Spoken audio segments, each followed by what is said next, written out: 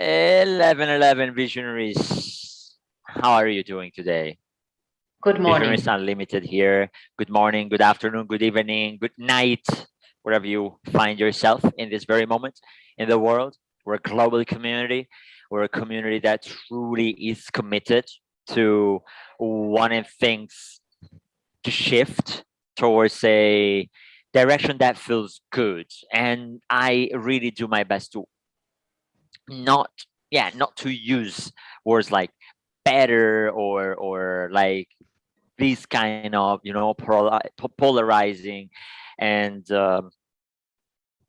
with love judging kind of words, um, because what we're doing is to do our own best, Exactly. and that contributes, that serves our reality and the world in the best way possible, that the way that we know in this very moment. So going on track here, today we'll bring our own contribution to what our beliefs are around how you feed your vision, and in particular, like literally, what are you putting into your body that rejuvenates you, that gives you the energy that then you're translating, investing, pouring into the impact you're making into the world. We didn't plan it. I mean, my one of my, I'd say, best places in Florence, Italy, when it comes to eating. And Maria, out of intuition, came up with this topic and theme for today. How are you feeding your vision? So, how are you feeding the centerpiece, the visionary behind the vision, which is yourself? Maria, do you have any thoughts to share to ignite this conversation? So actually, the inspiration came to me just by looking at this lemon. Mm. I'm normally surrounded by lemons because, for whatever reasons, they make me feel more connected to nature. They make me feel for alive. Just looking at them, they give me energy. I love how they smell, and I love everything about them. And I have them in several places around the house. Mm. So apart from eating them every day, in my water and putting them in my salads and other dishes. So that's how the inspiration came, first of all. And this is something that some people have been a little bit surprised, like, "Well, why do you have lemons around?" It doesn't matter. Just remember that anything that makes you feel good, just do it. Just go for it and just choose it. And if anyone asks, you give your most authentic explanation of why, and that's it. Nobody needs to understand or needs to, nothing else needs to happen apart from you living your best life and making the choices that make you feel good. And when it comes to food, it is the same. No one can tell us what is actually the perfect diet, the healthiest ingredients and best for your body. That is a journey for you to explore again, to try things.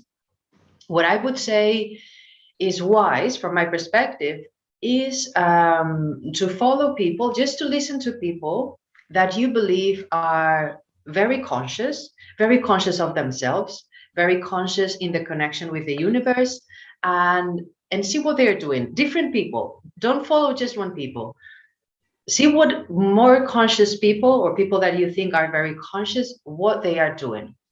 And when you feel attracted to something that resonates with you within, it's very easy because you will find within that you will say, "Oh yeah, that makes sense. Oh yeah, that looks really truthful. Just try it."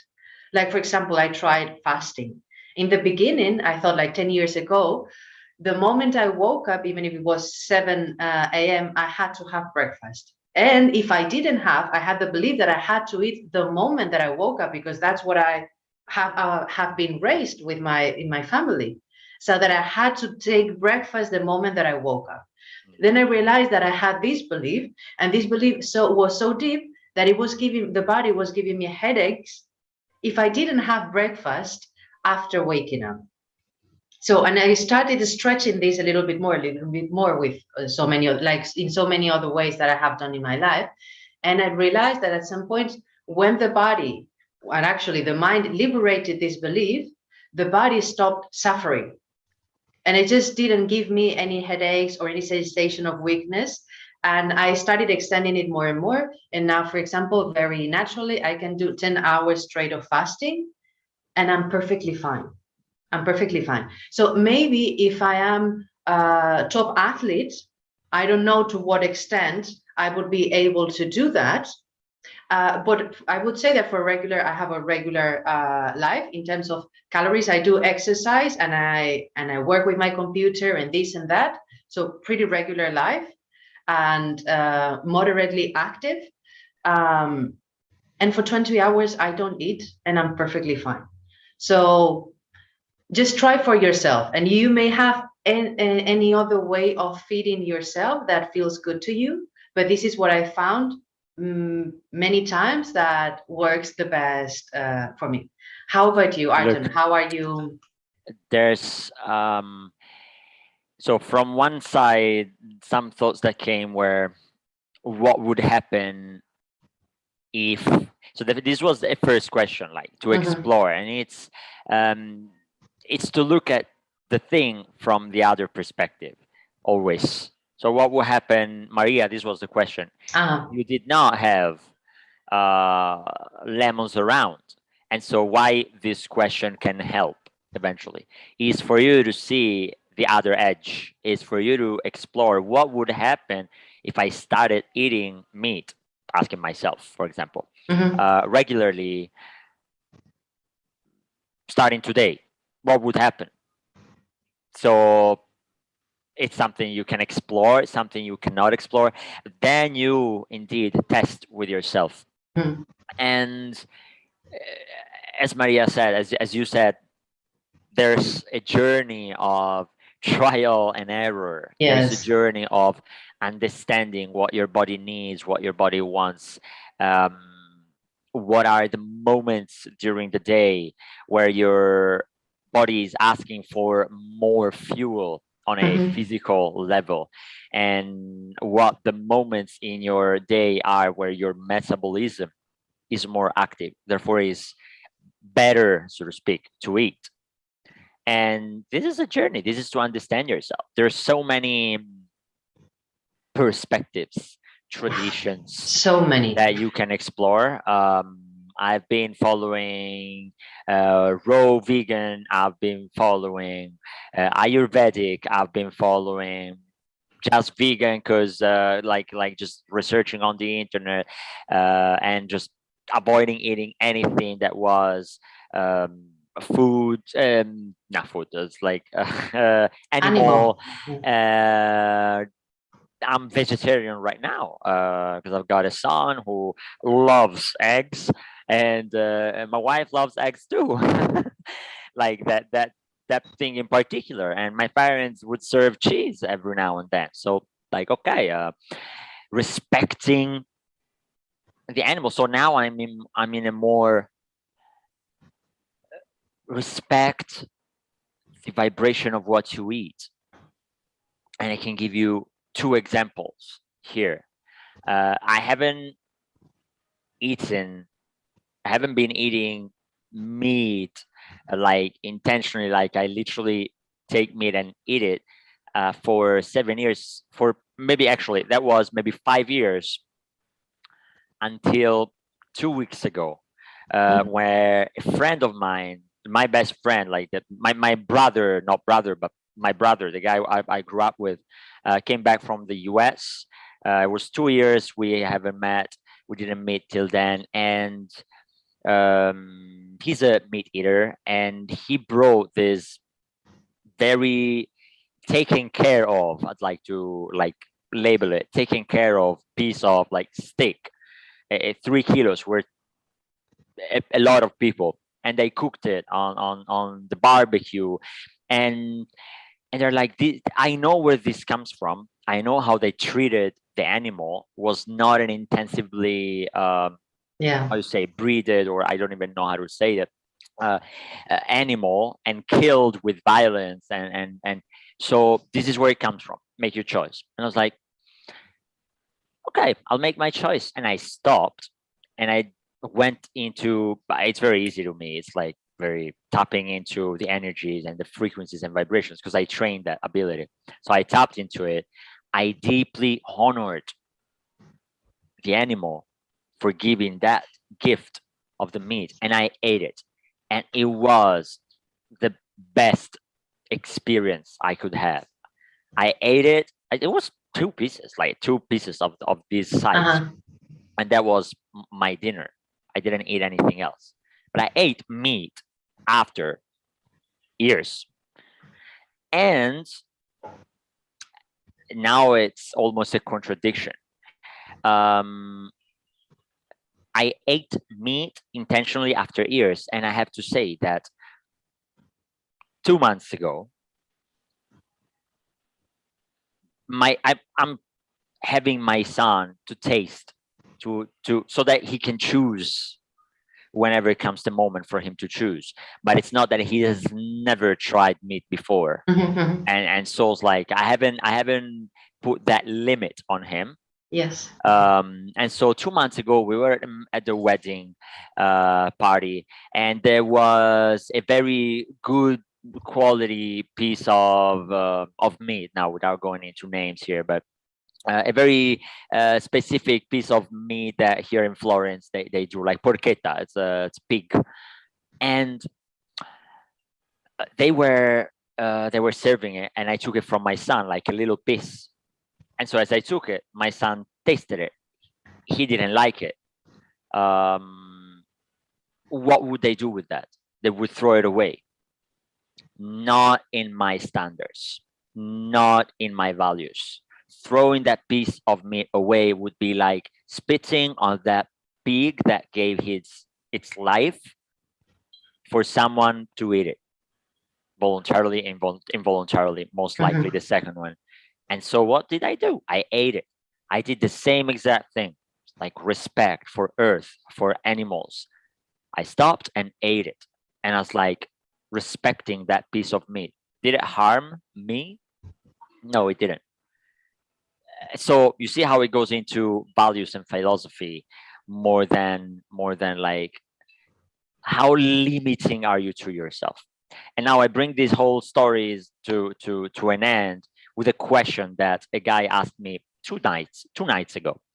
I went to a yoga session. I used to teach yoga. I used to observe a very actual rigid diet of no meat, and no fish, and no, also no carbohydrates, no gluten, whatever, like a very rigid diet. I used to, and that was part of the exploration.